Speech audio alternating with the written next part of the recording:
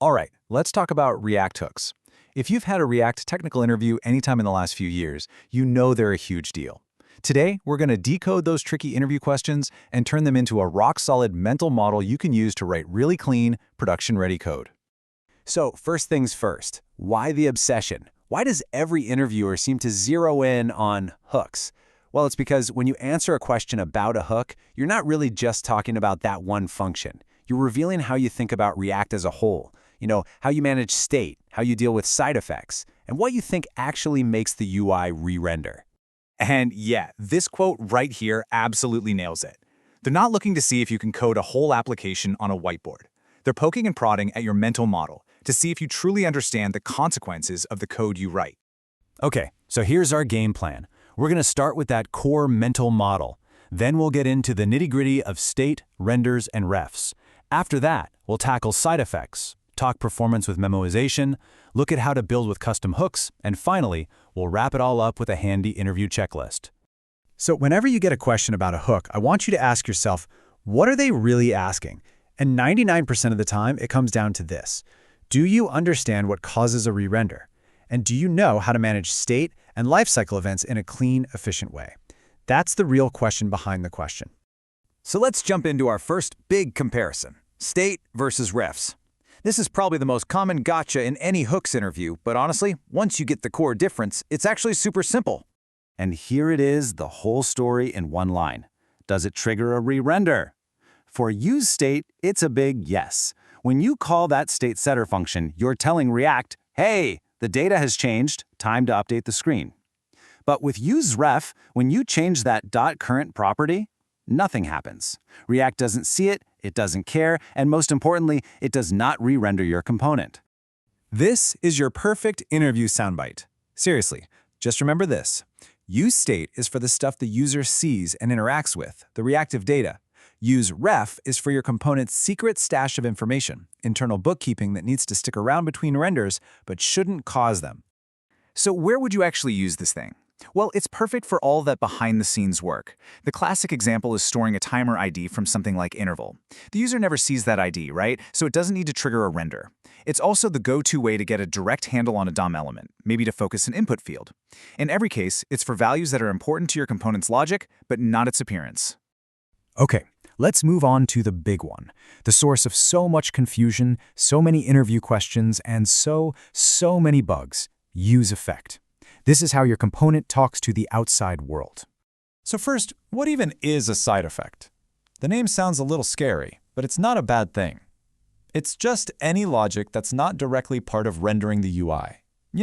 Fetching data from an API, setting up a subscription to a WebSocket, or directly changing the DOM.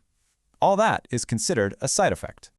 And this is absolutely crucial. To avoid bugs and memory leaks, you have to follow this simple pattern.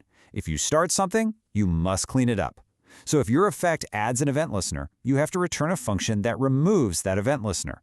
That cleanup function runs right before the component unmounts or before the effect runs again. Oh man, we have all seen this warning, and it is so tempting to just add that little comment to disable it and move on with your day. Please don't do it. That warning is your best friend. It's flagging a potential bug where your effect depends on some value but won't rerun if that value changes. Let's look at how to fix it the right way. So you've got two main moves here.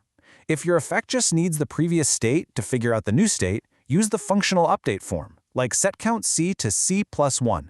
That way, you don't even need to depend on the count variable.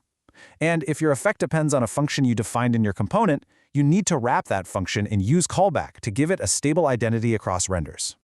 All right, here's a classic interview trap. You're in development, your component mounts, and you see your useEffect fire twice in the console. Is your code broken? Is React broken? What's going on? And the answer is nope, it's not a bug. It's actually a feature. In development, React strict mode will intentionally mount your component, unmount it, and then mount it again. It does this specifically to flush out effects that are missing a proper cleanup function. If your component breaks because of this, it means you have a bug that React just helped you find. Okay, let's switch gears and talk about making our apps faster. This isn't about optimizing every little thing, but about understanding the tools you have for when performance actually becomes a problem. And those tools are useMemo and useCallback. So what is memorization? At its core, it's a really simple and powerful idea. Don't do the same work twice. You basically cache or remember the result of a calculation. The next time you try to do it with the exact same inputs, you just get the cache result back instantly instead of running the whole thing again. In React, we have two main hooks for this. You use useMemo when you have an expensive calculation, like filtering a huge array of data. It saves the resulting value. You use useCallback, on the other hand, to save the function itself. This is super important when you're passing functions down as props to child components because it prevents them from re-rendering unnecessarily. Now let's level up. We've talked about using hooks. Now let's talk about architecting with them by building our own. This is where you really start to think like a senior engineer. And this quote just says it all.